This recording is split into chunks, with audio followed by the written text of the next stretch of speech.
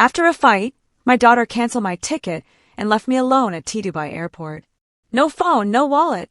A billionaire came up and whispered, "Act like you're my wife. My driver is almost here." He said, "Your daughter will regret this." My daughter looked me straight in the eye, a cold, empty smile playing on her lips, and then she simply walked away, leaving me utterly alone and stranded. I was 68 years old, terrified, and the only person who offered help was a complete stranger, whispering, "Pretend to be my wife." The air in the brightly lit airport terminal was icy, prickling my skin with rising panic. Fluorescent lights burned my eyes, and the heavy scent of expensive perfume mixed with bitter coffee made my empty stomach clench. My beige silk blouse was wrinkled, my blood pressure was climbing, and my fingertips tingled, a sure sign I was close to fainting. Just 15 minutes earlier, my daughter, Sophia, had exploded right there at the check-in counter. She screamed that I was a burden, that I drained her energy, that she was sick of funding my luxuries. Luxuries? I repeated the word in my mind, glancing at travelers pulling designer luggage. I had saved every penny of my pension for 2 years, just for one small dream. To start this trip, to see the desert at sunset and remind myself the world was still vast beyond my home. But Sophia insisted on coming along, to make sure you don't blow your money and come begging again. I agreed because, deep down, a fragile part of me still hoped this trip might bring us closer. Maybe we could talk honestly. Maybe she'd stop looking at me with that silent resentment I never understood. The argument started when I asked the airline clerk if I could change my seat to a window. A simple question. But Sophia took it as an insult because she paid for the entire trip. She leaned close, her voice like ice. "My pathetic mother, always have been." Then she smiled sweetly at the attendant as if nothing had happened. "Daniel died because he wanted to escape you. You know that. He just wanted to breathe in a world without your mediocrity." My heart clenched. My husband, Daniel, had died 25 years earlier in a car accident. And ever since, Sophia had weaponized that grief against me. I tried to take a deep breath to keep from crying. But before I could say a word, she yanked my brown leather bag, the last gift my mother had given me, out of my hand and walked away. "Sophia, my documents!" I called after her, my voice trembling. She didn't look back. She just kept walking, her blonde hair catching the airport lights like a shampoo commercial. For a moment, I hoped this was just a fit of anger, but it wasn't. She walked straight through security without a backward glance. That was when I realized my boarding pass was useless without the documents she'd stolen. She had planned this. She wanted to humiliate me one last time and leave me stranded in a foreign city. A wave of panic rose inside me. Denial, then rage, and finally pure terror that made my knees buckle. I was in a strange land with no passport, no money, no phone, and no one who knew where I was. I approached a security guard, struggling to explain in broken English. They looked at me suspiciously. One started to make a call. Then I sensed someone standing beside me. A tall man with neatly combed silver hair and a perfectly tailored gray suit leaned slightly toward me. His amber-brown eyes were filled with a mixture of curiosity and recognition. Speaking in gentle English, he asked, "Are you in trouble?" Before I could respond, his tone dropped, steady and urgent. "Pretend to be my wife. My driver is coming. Trust me. Ask questions later." He took my hand lightly and whispered, "Your daughter will regret leaving you here." "I promise." I looked at him, then at the approaching guards, then at the vast, cold terminal around me, and made the most reckless decision of my life. I gripped his hand and said, "Take me with you." Because in that moment, I realized I had spent my whole life waiting for others to save me. My husband, my daughter, they had all abandoned me. Maybe it was time to take the hand of a stranger and see who I was when I had no one left to rely on. A sleek black luxury sedan pulled up to the curb, elegant yet discreet. The driver, wearing white gloves, stepped out and opened the back door. The man gestured toward me. "Please." I got in. The cabin smelled of new leather and polished wood. The seat was so soft I sank into it, a shocking contrast to the chaos of a few minutes ago. He followed, closed the door, and silence filled the air as the car started moving. I watched the airport lights fade in the rearview mirror. Reality hit me. I had just climbed into a stranger's car in a foreign country. Take a deep breath, he said without looking at me. I know this is insane, but you're safe now. Why are you helping me? I asked, trying to keep my voice steady.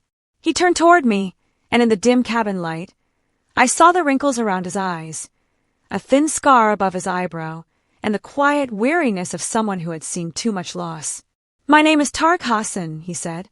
I'm 72, born in the Middle East, but I lived 20 years in the States. I run companies in Abu Dhabi, New York, and Los Angeles. I lost my wife, Zara, 8 months ago. His voice slowed on that last sentence. I recognized that kind of pain. I'm sorry, I whispered. He nodded. I saw your daughter take your bag. I saw the way she smiled. I know that cruelty. My son Omar wears the same smile when he tries to outsmart me. So you help strangers because of that? I asked. He straightened his cuff calmly. I need an exchange. Nothing immoral. I need you to pretend to be my wife for a few hours, maybe a few days. I almost laughed, but the seriousness in his face silenced me. You can't be serious. I am, he said simply. Tomorrow, I have a meeting with very conservative investors. They don't trust widowers. They think we're unstable, too emotional. My wife always attended those meetings with me. Without her, I lose credibility. I can't afford to lose this deal. It's worth $400 million. The number stunned me. You could hire an actress. I tried, he said, but they looked exactly like what they were, paid performers. No one believed them. But you have the eyes of someone who has truly lost something. They'll believe you. This is madness, I muttered. Yes, he agreed. But do you really have another choice? Go back to the airport with no identification? Call your daughter, the one who just abandoned you? Or accept my offer, stay in a safe room, eat a decent meal, and talk again in the morning? He was right. I had nowhere else to go. The more I thought, the angrier I became, not at him, but at Sophia, the daughter who had made me so helpless I now had to take the hand of a stranger to survive. If I agree, I asked softly, what exactly do you want me to do? Tomorrow, you just have to dress elegantly. Smile beside me for a few hours at dinner. Act comfortable. No affection needed, just quiet familiarity, the kind shared by people who've known each other a long time. Don't deny anything I say. He paused, then added, in return, I'll provide lodging, meals, a phone so you can contact anyone you want. And when this is over, you'll receive $15,000. $15,000? That was 5 months of my pension, more than I'd seen in years. I studied him. Why should I trust you? He gave a faint smile. You don't have to. But ask yourself, do you have any other option? If I meant to harm you, he continued, would I be giving you money? A phone? Clear terms? I could take you anywhere. But I'm being honest because, for some strange reason, I think we might help each other. The car turned onto a gleaming bridge. The city of Abu Dhabi shone ahead like a jewel in the desert. Skyscrapers pierced the clouds, lights glittering in the night. A world far removed from anything I'd ever known. Maybe that was exactly what I needed. Because the world I came from, the world where I was a quiet, obedient mother, content to take whatever scraps of affection were left, had thrown me away. I looked at Tariq, really looked at him. He was exhausted, too, holding his empire together while the people who should have loved him betrayed him instead. I saw in him the same loneliness I carried, the kind that comes when your own child sees you as a burden. All right, I heard myself say. I'll be your wife, but on one condition. He raised an eyebrow. What's that? You help me find out what my daughter has done. She brought me here just to abandon me. And once I know the truth, I swallowed hard. You help me make sure she never does it to anyone else again. Tariq extended his hand. We have a deal, Victoria. I took it. In that moment, I knew I had stepped into a turning point I could never undo. When the ground disappears beneath you, sometimes the only thing left to do is learn how to fly, even if it means flying alongside a stranger. Tariq's villa was on Saadiyat Island, the man-made island I'd only ever seen in magazines.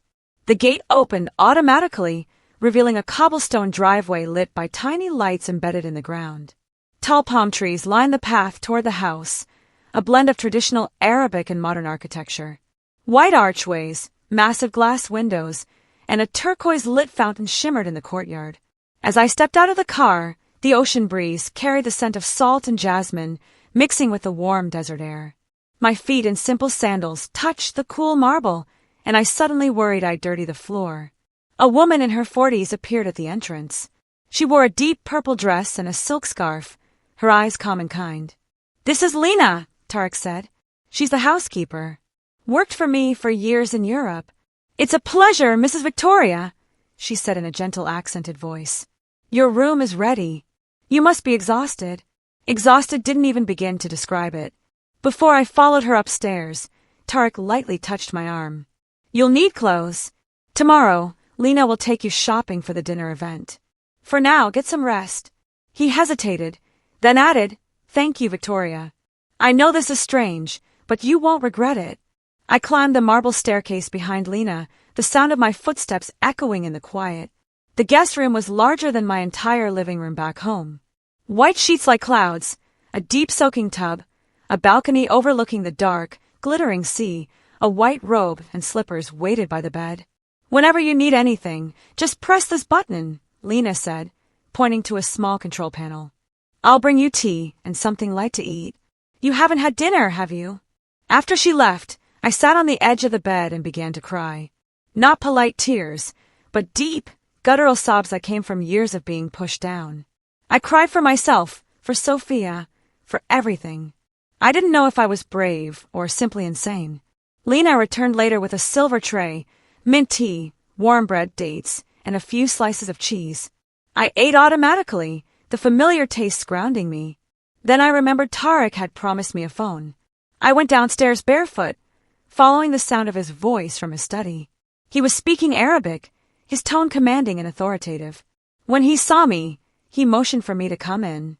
He ended the call and handed me a new phone, still in its box, with an international SIM card. "You can call anywhere. This is my number. If you need anything, call me." I held it as if it were treasure. I immediately dialed my sister Catherine in Michigan. Though it was still dawn there, she picked up right away.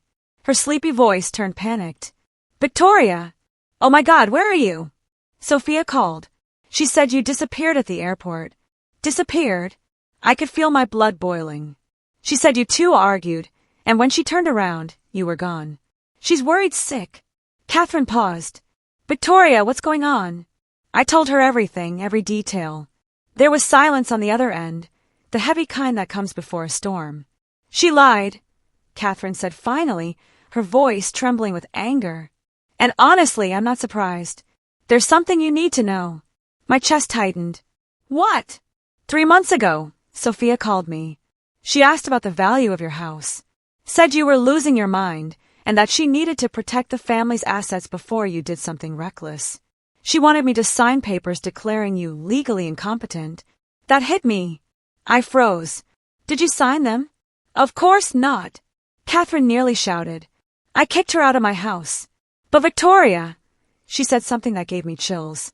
She said, "Mom removed Dad and she's going to pay for it, even if it takes me the rest of my life to make her pay." The room seemed to shrink around me. "She really believes that?" I whispered. "Believes I removed my husband?" "No one's to blame," my sister said softly. "It was an accident. He lost control." "No," I said, my throat tightening. "He'd been drinking. The report made it clear. But I hid that from Sophia. She was 15. I didn't want her to grow up hating her father. I lied. I told her the accident was caused by a mechanical failure. She had always idolized her father, always compared me to him, and I was always the one who came up short. Then she started to believe it was my fault he left that night. We argued and he stormed out. He never came back." Catherine was silent for a long time before asking the only question that mattered. "So what will you do now?" I looked around the elegant room, thought of Tarek downstairs, and thought of Sophia, probably already on her way back to the States, convinced she'd gotten rid of me. "I'll survive," I said firmly. "I'll help Tarek, take the money, and then I'll go back to face her with the truth. All of it." I sat there in the dark thinking. For 25 years, I had carried the guilt of my husband's death and endured my daughter's contempt as punishment. But that night, in the foreign stillness of Abu Dhabi, something inside me shifted. Maybe it was exhaustion.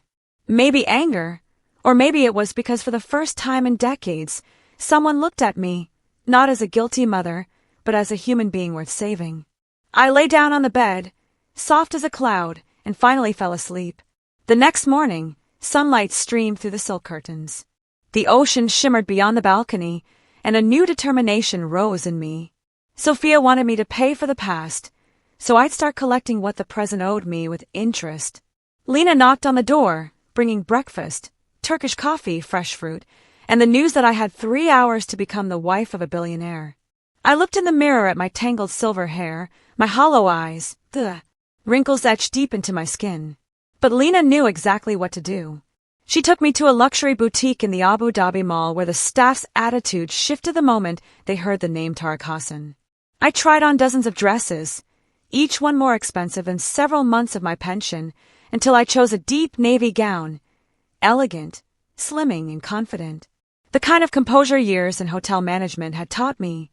Mid-heel shoes, a strand of pearls, my hair swept into a neat bun. When I looked at my reflection, I barely recognized myself. Not because I looked different, but because it had been so long since I dressed for me, not to please anyone else. We returned home. Tariq was swimming in the pool, each stroke powerful and precise. When he stepped out of the water, I noticed faint scars across his body, stories he hadn't told. "Perfect," he said, wrapping a towel around himself. "They'll believe it instantly." "Tariq," I called as he started to walk away. "I need to know about your wife, the one I'm supposed to be." He turned, his expression softening. "Zara, my wife, died of cancer. 8 months of agony, draining everything emotionally and financially. The experimental treatments in Monaco cost a fortune." He sank onto the lounge chair, looking older than his years. "My son, Omar, saw it as weakness. He tried to make me sign over power of attorney to take control of the company while I was still alive. I refused. After that, he started spreading rumors, saying I was senile, unfit to lead. Tomorrow's deal is my only chance to prove I'm still capable, but those investors are extremely conservative. A lonely widower doesn't inspire trust. They think I'll act recklessly, make desperate decisions." Tariq let out a humorless laugh. "And maybe I did. I let you into my car." "Point taken," I said. We spent the entire afternoon rehearsing. He told me about his company, which imported and exported luxury fabrics and spices, headquartered in Doha with branches in 15 countries.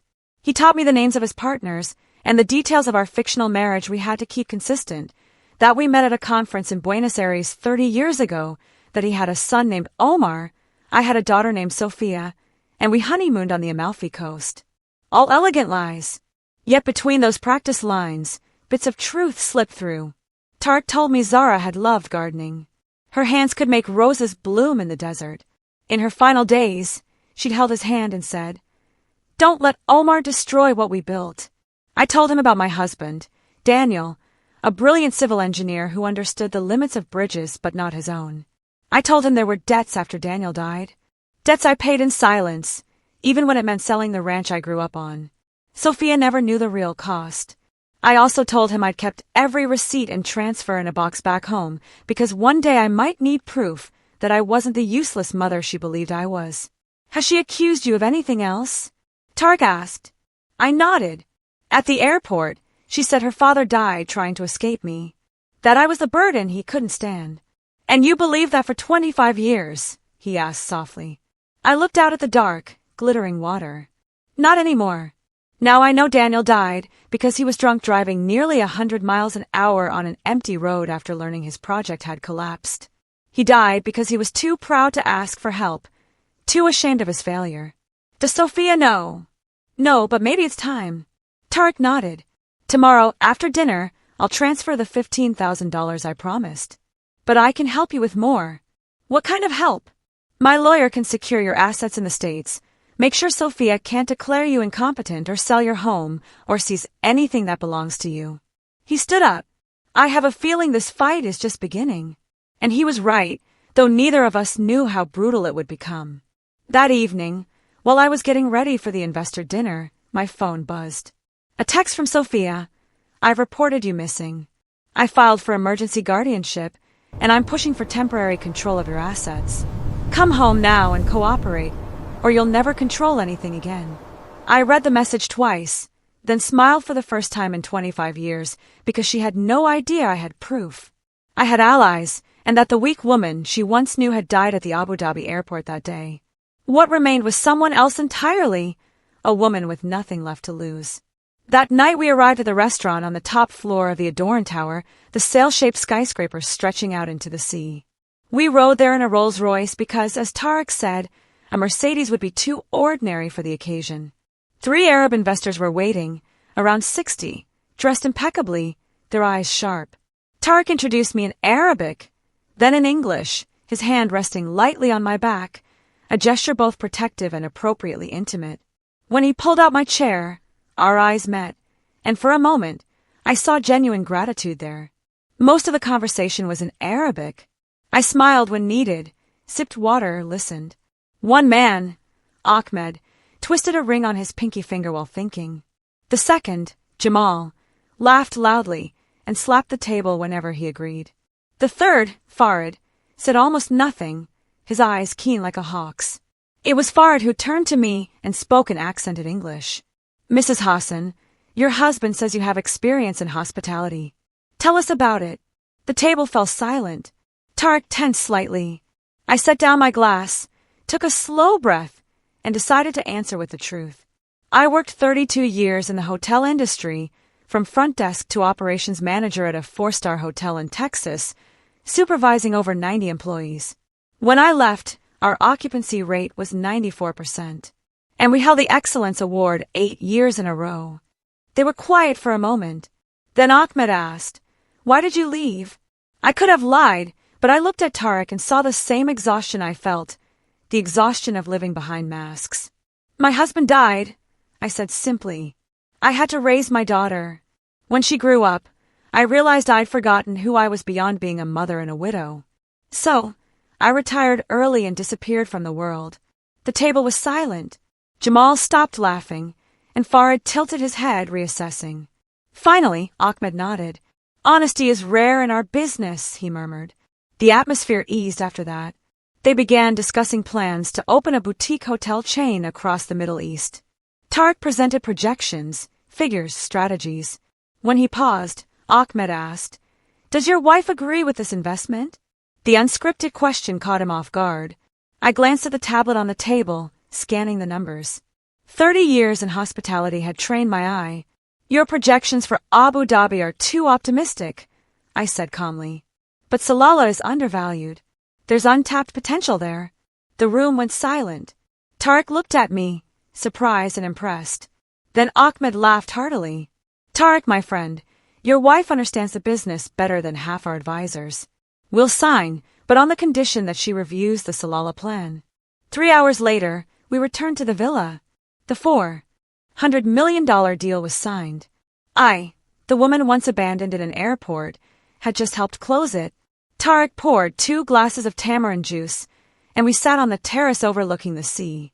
I'm sorry, I said softly. I shouldn't have interfered. I ruined your script. He turned to me, a real smile spreading across his face. Ruined? Victoria, you saved me. Ahmed was testing if you were genuine. You passed. I smiled. 30 years in the industry teaches you to spot mistakes, not just instinct. Talent, he said. Then he set his glass down, his voice slower. I have a proposal, and it's not pretend. My stomach tightened. What kind of proposal? Marry me for real. 6 months. A legal contract. Hear me out first. You'll receive $850,000 deposited into a private account. Untouchable. You'll live here as a consultant for our hotel projects, earning $35,000 a month. Full legal protection. My lawyer will ensure Sophia can't touch your assets back in the States. Why would you do that? I asked. Because Omar is trying to remove me from the company. A real marriage with a wife active in the business will crush the narrative that I'm frail or isolated. And, he looked into my eyes, because I see in you something I haven't seen in years. A person who understands my world and can help me defend it. After 6 months, we'll divorce amicably. You'll keep the money, the connections, your independence. Go back to the States or stay. It's your choice. But I promise Sophia will never make you feel small again. You'll have real freedom. I looked at him. The offer was outrageous, beyond imagination, but in his eyes, I saw my own reflection. Wealthy yet lonely, betrayed by family, clinging to the last remnants of dignity. I have conditions, I said steadily. First, your lawyer doesn't just protect my assets. He investigates Sophia. If she sold my house illegally, forged documents, or committed any crime, I want proof. Tarek nodded. Done. Second, this is strictly a business marriage.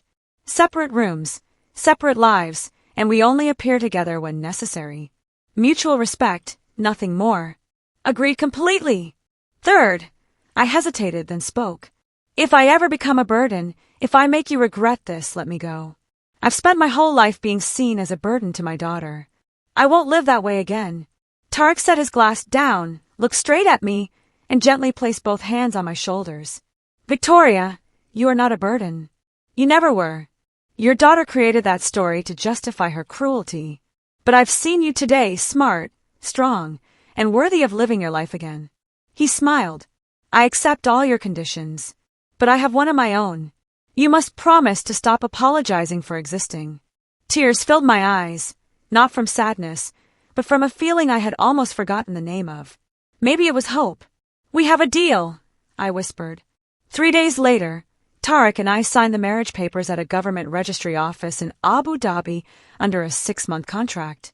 The ceremony was cold and quick, attended only by a few professional witnesses. No flowers, no music, no romance, just signatures on papers that changed the course of my life. When I returned to the villa as Victoria Hassan, I took a photo of our marriage certificate and sent Sophia a single text. I'm alive. I'm married. And from now on, you have no power over me. See you in the States when I decide to return. Her reply came instantly. Have you lost your mind? I smiled at the screen. Maybe, but it was the sanest madness of my life. The next 4 months were the most intense I had ever lived. Tarek hadn't been joking when he said I would actually be working. On the second day after our marriage registration, I was already sitting in meetings reviewing blueprints for hotels, still under construction. At 68, my schedule suddenly became busier than I ever thought possible. I woke up at 6 a.m., drank a quick coffee, and joined online meetings with architects across 3 continents. Lunches turned into working meals, where I was introduced not as Mr. Hassan's wife, but as a hotel operations consultant. I rediscovered talents that had slept for years. My time managing the Excelsior Hotel had not just kept me afloat, it had sharpened my eye for efficiency, process, and detail. I took the Salalah project I'd first commented on at that investor dinner and turned it into a full feasibility study. When I presented it, Sheikh Ahmed was so impressed that he asked me to fly to meet the local partners and report in person.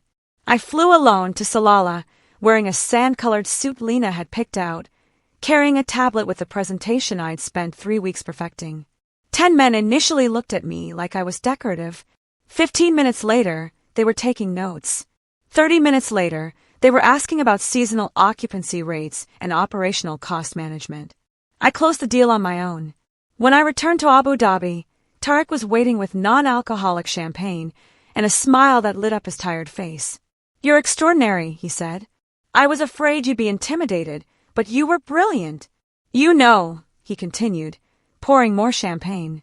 Ahmed said you have more strategic vision than the consultants. He pays $50,000 per report. I took a sip and felt something long lost, pride. Not the kind that comes from pleasing others, but the kind that comes from proving yourself. Meanwhile, back in the States, Sophia was losing control. Catherine, my sister, kept me updated. Sophia had filed a petition in court, claiming I was being manipulated by a foreign man. She tried to freeze my bank accounts, tried to finalize the sale of my house, but ran straight into the legal team Tarek had assembled. 3 lawyers, sharp and relentless, dismantling every move she made with documents I hadn't even known existed. Then I learned the truth. Tarek's legal team uncovered enough evidence to take Sophia to court, evidence detailed in a report, so thick it made my hands shake just holding it. I didn't read it once. I read it again and again until the denial finally died.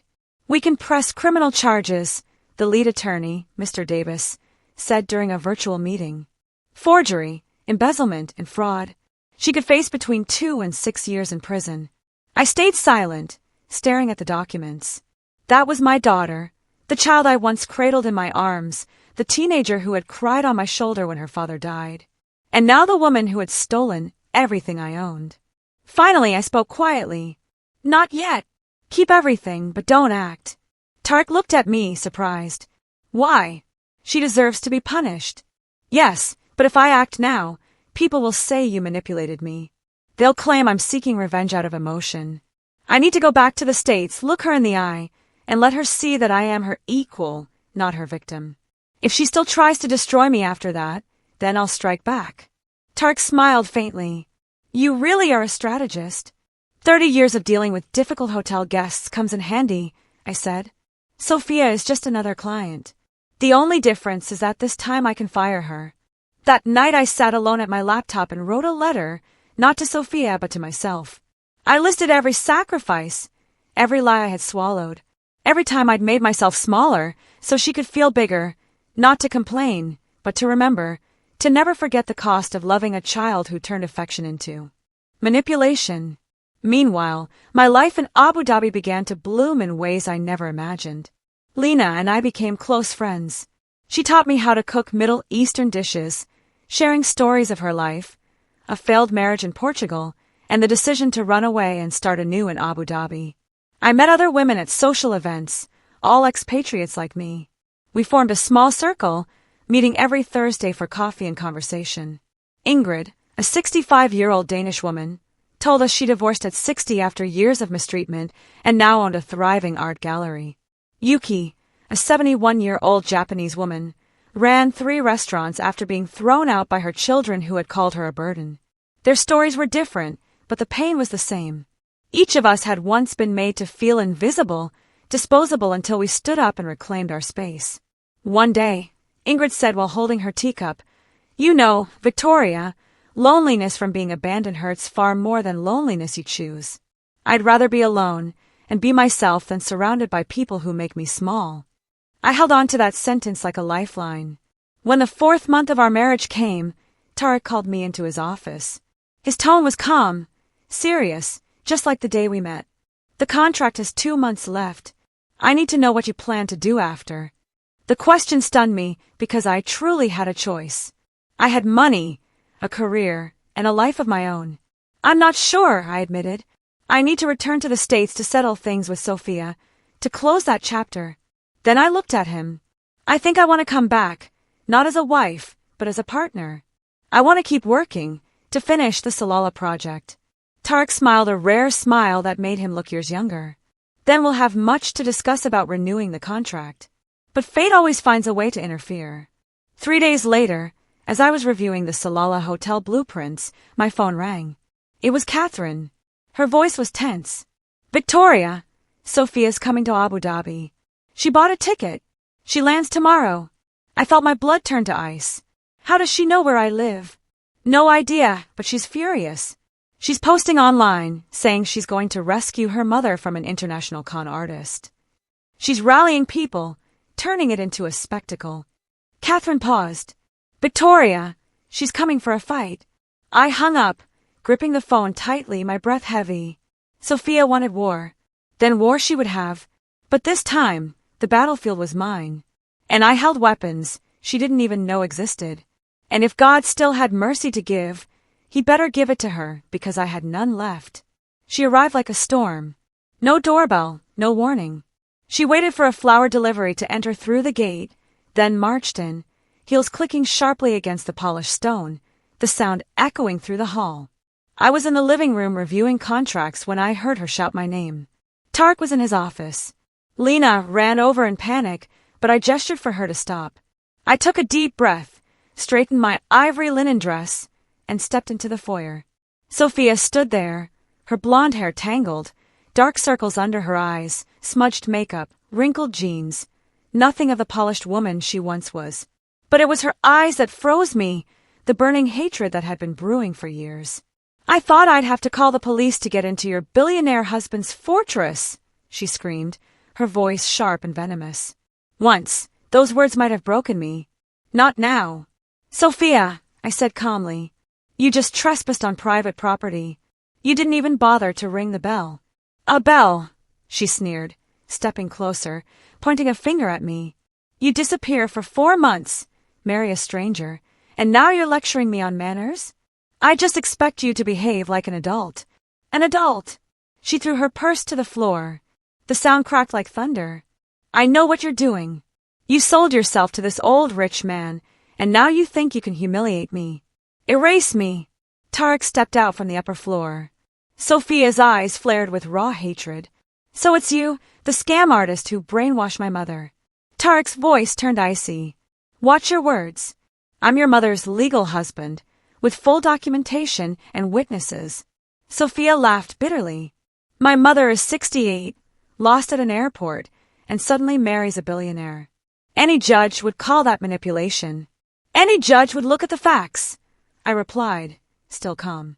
And the facts are you deliberately abandoned me, canceled my ticket, took my documents and money, and disappeared just to teach me a lesson. Sophia screamed, and the mask she'd worn for years finally shattered. Yes, to make you see. You can't keep draining me, manipulating me, using me like your personal ATM. The reversal stunned me for a few seconds. I manipulated you? I asked. Sophia trembled, eyes blazing. You made me feel guilty my whole life. Guilty for being born. Guilty for needing things. Guilty for surviving while Dad left running from you. Your father didn't run, I said. But she shouted, Don't lie. Then she grabbed a ceramic vase from the table and hurled it against the wall. The crash echoed through the hall. Lena rushed in, terrified, and Tarek started down the stairs. But I signaled for them to stop. I needed to see this through. You removed my father, Sophia said, her voice low but venomous. With your nagging, your bitterness, your mediocrity. He was brilliant. He could have gone far. But you dragged him down, locked him in that tiny house, that tiny life with a tiny wife. And when he tried to breathe, you pushed him down that road. You're wrong, I said slowly. I was home when your father left. You know that. Yes, you were home as always. Resentful, heavy, always a burden. The room fell into thick silence. Tarek wanted to step in, but I raised my hand.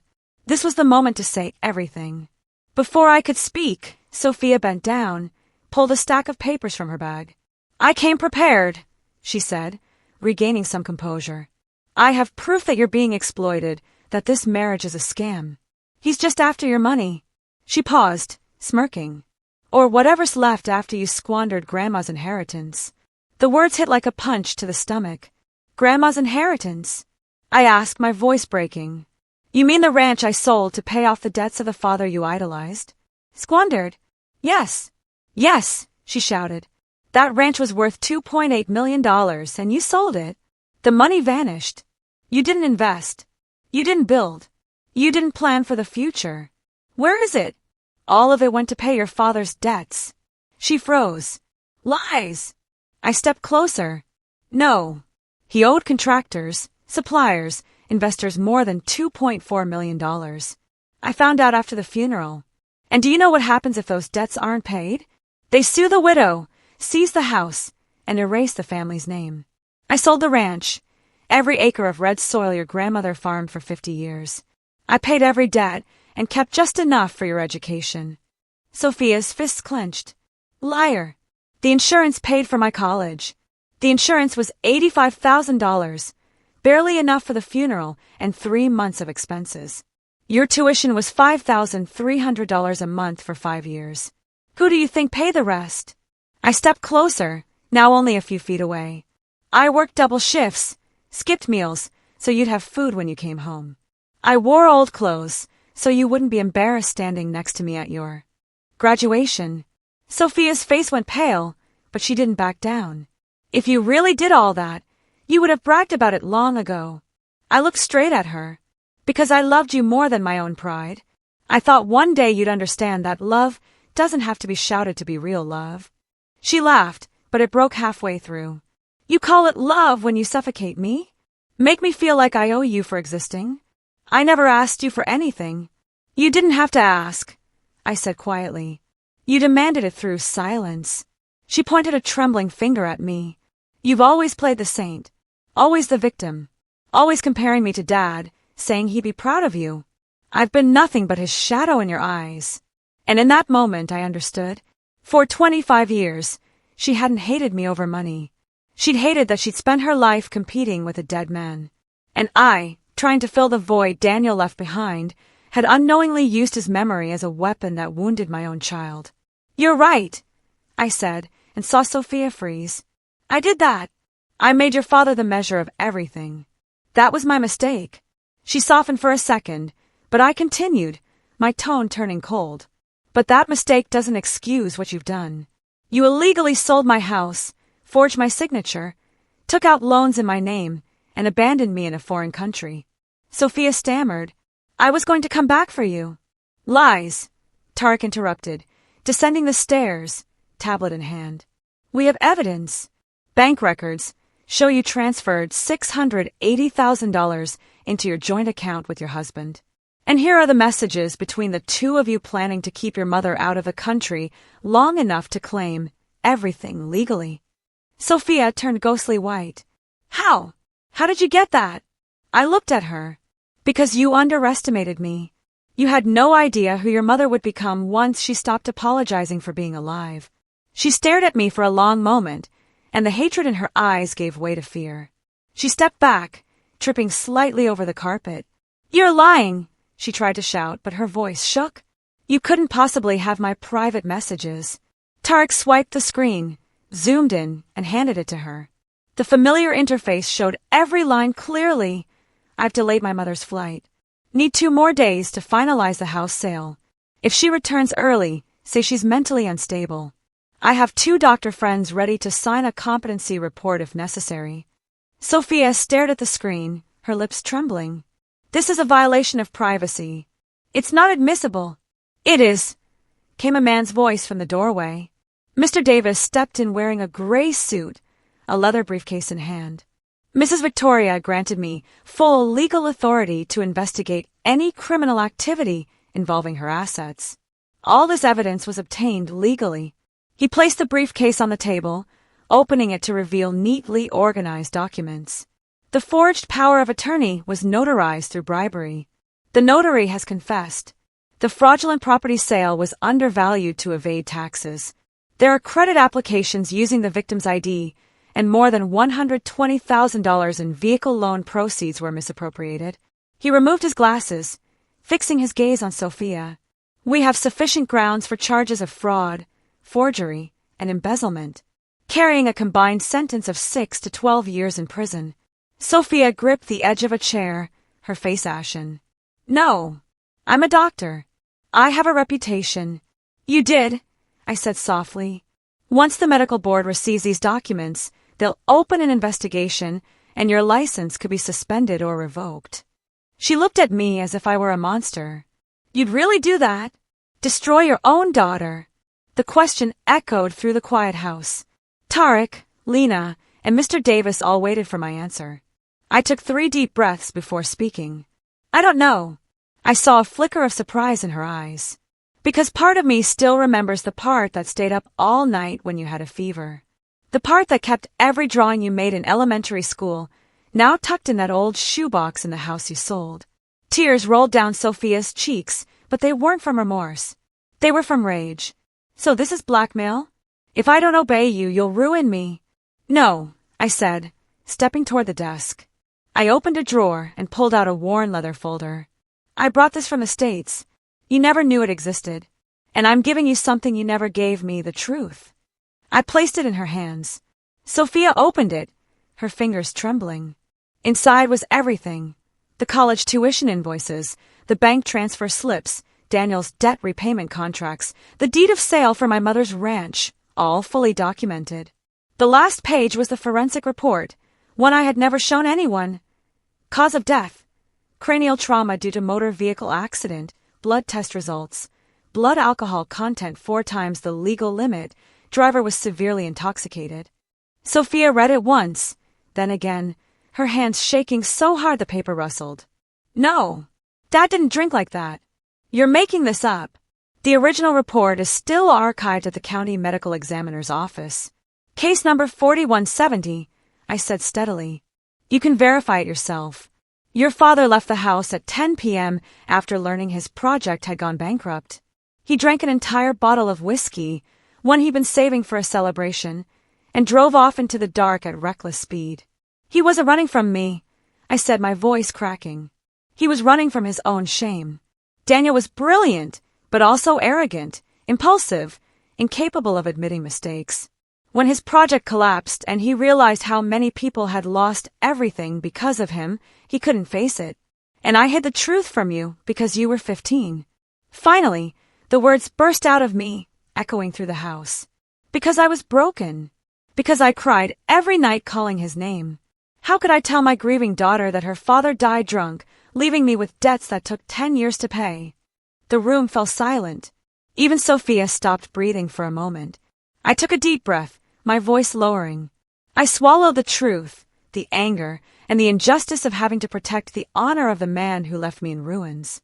I worked myself to exhaustion, forgot what rest meant, because you needed both a mother and a father, even though he had never truly been either. Sophia collapsed onto the sofa, the folders slipping from her hands, papers scattering across the floor like fragments of mourning. I didn't know, she whispered, because I never asked. Because blaming you was easier. I looked at her. So what now? Do you plan to sue me? Destroy me? I glanced around the grand room at Tarek, at Mr. Davis, then back at Sophia. I'll give you a choice, I said slowly. Repay every dollar you stole. Legalize the house sale, or buy it back at market value. Cancel the loans in my name. Return the car you registered to yourself, including interest. I don't have that kind of money. Then sell what you bought with it. Take out a loan, refinance, whatever it takes. You're a doctor. You have an income. Pay it back over 5 years if you must, but pay it. If I do that, you won't press charges. If you do that, if you publicly admit what you did and apologize. I paused, weighing every word. I won't press charges. But from now on, our relationship ends. You'll only be my daughter by blood. You'll inherit nothing. You'll have no say in my life, no power over me ever again. Sophia's voice broke. But I'm your only daughter. And I was once your only mother, I replied. And you left me at an airport like garbage. This time, her tears were real. Her shoulders shook violently. A part of me, the mother who had lived for 33 years, wanted to hold her, to forgive, to slip back into that old role of enduring for peace. But I didn't. I chose to keep my dignity. You have 72 hours to decide, Mr. Davis said, gathering the documents. After that, we'll proceed with criminal charges. Sophia stumbled out of the house without looking back. When the door closed, I sank into the chair she just occupied and cried harder than I had since Daniel's funeral. Tarek sat beside me, silent. You did the right thing, he said quietly. Then why does it hurt so much? Because motherhood isn't a switch you can turn off, he said softly. But it does have a limit, the point where you finally protect yourself. And today you found it. I sat there in the stillness that follows irreversible choices, knowing I had crossed a line I could never return from. Strangely, I had never felt freer. 3 heavy days passed. Sophia didn't call, didn't text, didn't reply. Mr. Davis called daily, asking if he should file the charges. I kept asking for 24 more hours, then another 24, clinging to the faint hope she'd choose to do the right thing. On the 4th day, Tarek called me into his office. He sat behind his large wooden desk, his posture tense, his expression serious. I need to tell you something, he began, fingers interlaced, and it will change everything between us.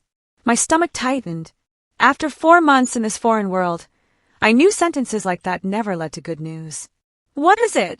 Do you remember when we met at the airport and I told you I needed a legal wife to appear in meetings? That was true, but not the whole truth. I stood up facing him. Explain. Tarek sighed. My son, Omar, isn't just trying to take over the company. He's filed a petition in court claiming I'm mentally unfit. He says my grief has affected my judgment. And here, the law tends to favor the children. But you're perfectly sound. I said. You and I both know that. We do. But Omar hired 3 psychiatrists willing to certify otherwise. If he wins, I lose control of the company, my accounts, my properties, even my freedom to travel. His voice dropped. Our marriage wasn't just a business arrangement. It was legal proof of competency. A man capable of marrying, signing contracts, maintaining a stable relationship cannot be declared incompetent. I stood still. He had used me, more subtly than Sophia, but still used me. You manipulated me. Not in the way you think, Tarek said, stepping around the desk. Everything I gave you was real. The money, the job, the protection, the respect. I just withheld part of the reason. I'm sorry. Why? Tell me now. Because the court just ruled. He handed me the documents. Omar's petition was dismissed. The judge cited my recent marriage and active business involvement as proof of full mental competence. I'm free, and you saved me without even knowing it. I looked at the attached English translation, read it 3 times. So now you don't need me anymore. Legally? No, he admitted, stepping closer. But beyond the law, yes. You've brought life back into this house, intelligence to the work, and companionship I didn't know I needed. Our contract still has 6 weeks left, but I want to propose something else. I looked at him and saw genuine hesitation. Not another contract or extension, he said. A real beginning. No roles, no obligations. Just 2 people, if they choose, building something honest. I stayed silent. Part of me wanted to scream that he was just like every other man. But the part of me that had grown in these 4 months knew he was just trying to survive like I once had. I need time to think, I said.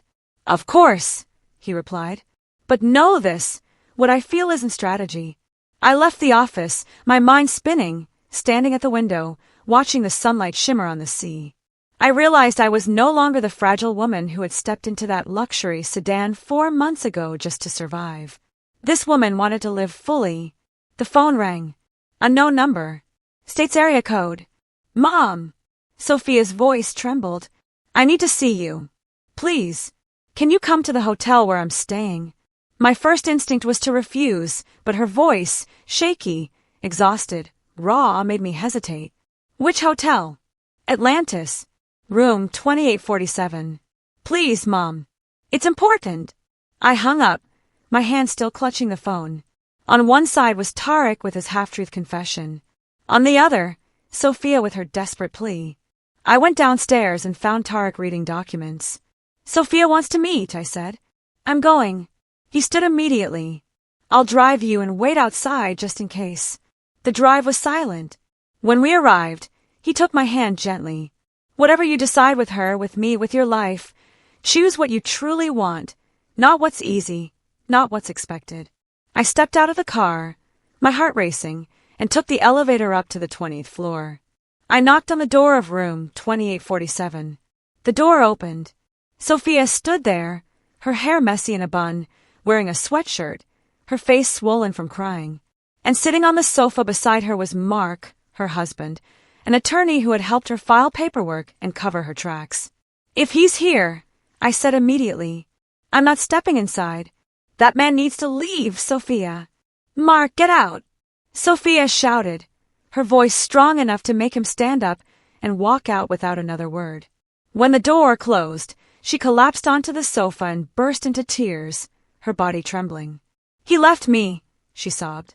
When he found out you had enough evidence to press charges, Mark packed his bags and left. He said he wouldn't risk his career for my family drama. I stood there, arms crossed, forcing myself not to give in to the old instinct to go and hold her. So, you called me here for pity? No. She lifted her tearful eyes to meet mine, to ask for forgiveness. A real apology. Not because I'm cornered, but because, her voice cracked, because I finally understand what I've done. Understand how? She sniffed. I read every document you gave me. Every receipt, every payment, every figure. You worked for nearly 10 years to pay for my education. You sold Grandma's ranch to protect Dad's honor, and I turned all of that into a weapon against you. I nodded slowly. Yes, because it was easier for you to hate me than to face the truth that you spent 25 years worshipping a man who didn't deserve it. Because admitting that would mean accepting you're not the flawless child you thought you were. Maybe you're just human. The room fell silent except for the faint hum of the air conditioner. You're not ordinary, Sophia, I said. You're a skilled doctor, successful, but you? I paused, searching for the word. You've been cruel, selfish, and so obsessed with a competition that never existed between us that you forgot how to be kind. I know, she whispered, and I don't think I deserve forgiveness, but I'll repay everything. I'll sell the car, take loans, work extra shifts. I'll meet every condition you gave me. I sat down across from her, exhausted to the point where every muscle in my body ached. Why? Because he left you. Because you're alone. Because I realized you were alone, too, she said softly. And even then, you never abandoned me until I forced you to. We sat there, mother and daughter, separated by 4 months and 25 years of pain. I knew forgiveness couldn't happen instantly, but maybe with time it might come. 2 years later, I sat on the balcony of my apartment in Salalah, watching the sun sink into the Gulf, painting the distant mountains in shades of orange. Next to me was a pile of reports from the hotel we'd opened 3 months earlier, the Alasmir Boutique, the first in a chain of 5 locations we planned to build, 91% occupancy, a 4.8-star average rating, and first quarter profits exceeding projections. My phone buzzed. A message from Lena, now the general manager of the Abu Dhabi branch. Mrs. Victoria, a guest from room 304 asked for you personally. They said they'll return when you're available. I smiled. That was the kind of problem I liked. Tarek stepped onto the balcony, holding 2 cups of cardamom tea. He looked a bit older now, more gray in his hair, deeper lines around his eyes, but his expression was lighter than ever. He sat beside me. The final blueprints for the Salalah Hotel just arrived, he said. Do you want to see them today or tomorrow? Tomorrow, I replied. Today, I just want to enjoy this moment. I pointed toward the sea where the sunset glowed crimson, the place where my new life had been rebuilt, brick by brick. Legally, our contract marriage had ended 18 months earlier. But when that day came, neither of us mentioned divorce. Instead, Tarek simply asked, would you like to go out for dinner? We went, and the next morning, we both woke up and went back to work as if there had never been an expiration date. There were no dramatic love confessions or movie-style gestures, just quiet companionship, mutual respect, and understanding born from solitude. Omar called yesterday, Tarek said evenly. He wants to talk, to make peace. And what did you say? I told him the door would open when he apologized sincerely, not when he wanted to bargain. He took a sip of tea, smiling faintly. I learned from you that dignity is never negotiable. My phone buzzed again. A video call from Catherine. Her face appeared on the screen. Freshly dyed blonde hair, a radiant smile. Guess who's here? The camera turned slightly. Sophia. She looked completely different. Short hair, no makeup, a simple blouse, and in her hands, a familiar folder. I brought the final payment, she said softly but firmly. All loans repaid with interest, and Catherine witnessed it. Catherine held up a document to the camera. I checked everything, Victoria. She did it down to the last cent.